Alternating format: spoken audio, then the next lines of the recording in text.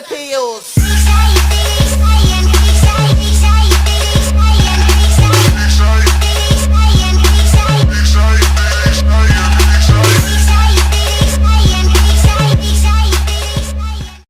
Hi everyone and welcome, this is the Apostate Prophet. I talked a lot about how Islam is morally unacceptable because it reduces human dignity to very low levels and is completely contrary and incompatible with the rights and freedoms of humans. But that's not the only thing that makes Islam a bad idea. There are major logical and scientific issues in the Quran that claims to be the unquestionable, unchangeable, perfect word of an almighty God, Allah. When you are a Muslim, as I used to be, you learn that Islam is perfect and that the Quran is superior to everything. Any idea, any observation, any evidence. Therefore, when the Quran contradicts obviously with something very clear that we observe, people who believe in this religion go on and either reject commonly accepted evidence, or they suddenly change their interpretations of the Quran and imply that the Quran knew all of these newfound facts 1,400 years ago. And somehow Allah gave the infidels the chance to discover all of these things. Let me go on and show you a lot of things that are either completely false or just weird in the Quran.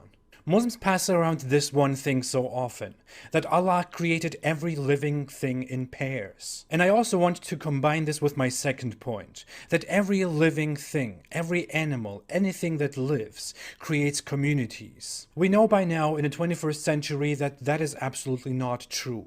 There are enough living beings, enough animals that don't come in pairs and that also don't live in societies. Many animals completely reproduce by themselves. So the Quran is wrong here. But how would the author of the Quran know that? The author of the Quran also says that humans were created from dust or from clay. We still have to find out scientifically that such a thing happened somewhere in our history.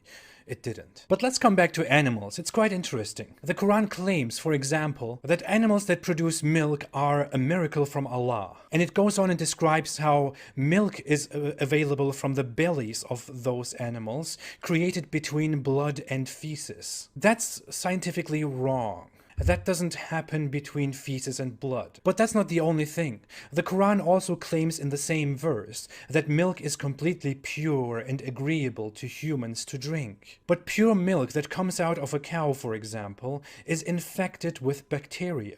It's not healthy for everyone to drink that milk directly. And many people have a natural intolerance against milk. Many people. But that's okay, since the author of the Quran also says that horses were created for transportation, for humans. Horses were domesticated over a very long time. Before that, they were just wild animals, just like so many other wild animals that are like horses and run around in nature. The Quran also says that there are 8 types of cattle. 8 means male and female of each, which means that there are 4 types of cattle. And it counts them. Look how it counts them. Well, there are so many others.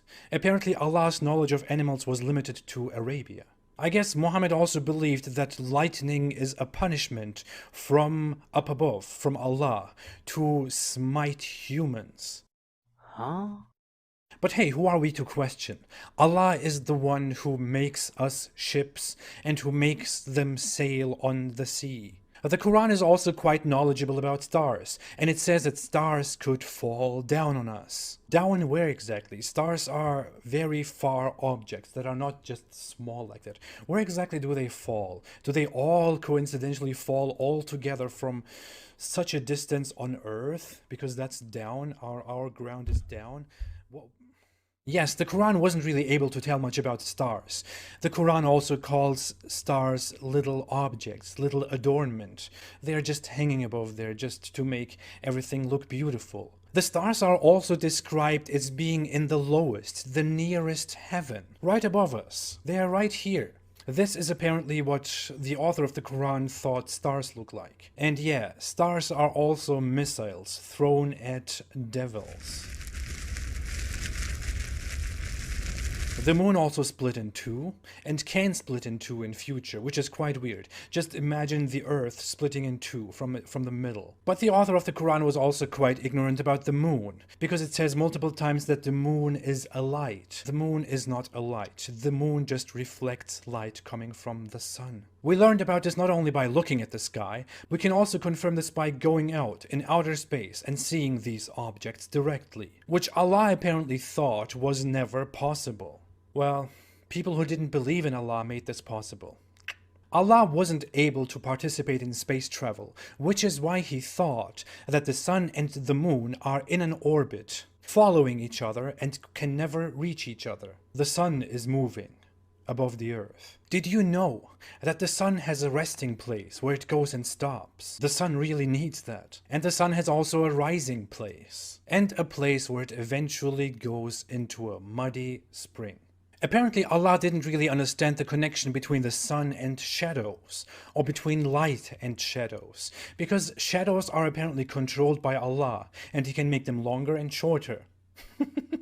And the sun and the moon will one day join together. They will come together. Can you even imagine that? All of this doesn't have to sound very new. The Quran also seems to adopt very old mythological beliefs about 7 heavens and 7 earths. There is no such thing.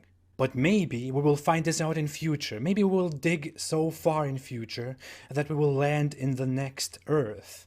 And then we will say 1,800 years ago the Quran predicted this. By the way, did you know that the sky is actually a ceiling above us, like a dome? It's quite a miracle, it has no cracks at all. And Allah even points out that it's a miracle that the sky is held up by Him without any pillars. Newsflash, Allah, the sky is not an object, it's just what we see from here.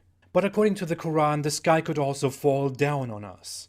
It can fall down. What exactly is falling down? And that sky or heaven can also be rolled up one day, like a scroll. And did you know, before it was created, it used to be smoke.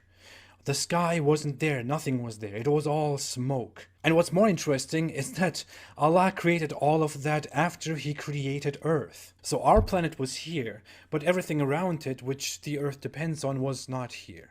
Not even stars were here. Imagine, stars. The sun is also a star, it wasn't there. But that's okay. Allah also sends rain down from the sky, and He also sends hail down from the sky. He sends all of that down. It doesn't just happen in a natural process that we can all clearly observe. No, it's all sent down by Allah.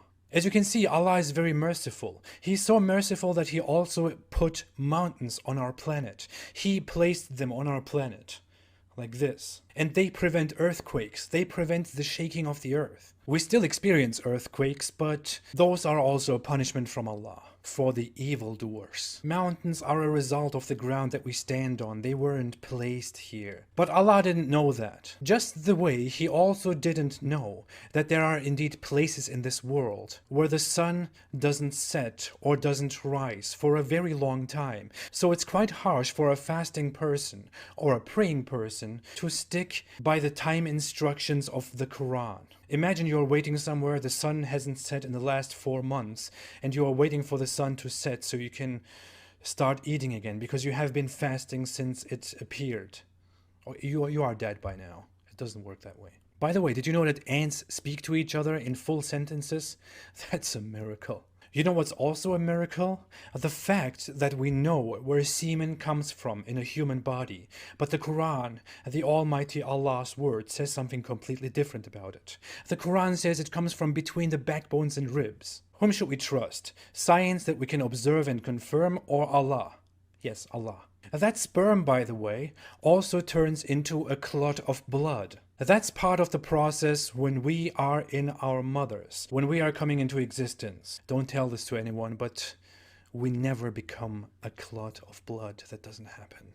I can't blame Allah because He wasn't really that much of a genius about embryology. That's why He also tells us in His perfect book that bones are formed before flesh, which is not true. Well, Allah thought about humans the way someone would think 1,400 years ago in the deserts of Arabia. He also thought that hearts have some special functions that people back then thought hearts have, like hiding their thoughts and secrets. When people say that about the heart, they don't actually mean that. Allah somehow uses that language as if it was true. Allah also said that there are barriers between waters, where salt water and sweet water don't mix. You must have all seen pictures of this miracle, a miracle that doesn't exist because such a thing does not exist. That's okay, we all have flaws. Muhammad probably had flaws too, but he shouldn't pretend that he got his word from an almighty, all-knowing Allah, from an almighty, all-knowing God who knows everything, because he created everything. He created everything perfectly. That's what he says in the Quran. All the imperfections in this world, imperfections in our nature, everything around us, in human nature, birth defects, and people born imperfectly. And you know, the next time someone gets cancer because a natural process went totally wrong that you probably didn't have any influence on, don't blame it on Allah. Just blame it on something else because Allah made everything perfect. Maybe all of this is just figurative speech. Quite a nice excuse for such a major failure. When I was a Muslim, I couldn't really question these things because I believed in the Quran that I grew up with, and the Quran says very early that whatever it says is true. But after a long time of suppressing and insulting my intelligence, I dared to question, as everyone should. And now I know that the Quran is only the result of 7th century knowledge and fantasies in Arabia. Thanks for watching. If you like this video, please don't forget to like, to subscribe, and to share. If you want to support me and my cause, you can support me on Patreon.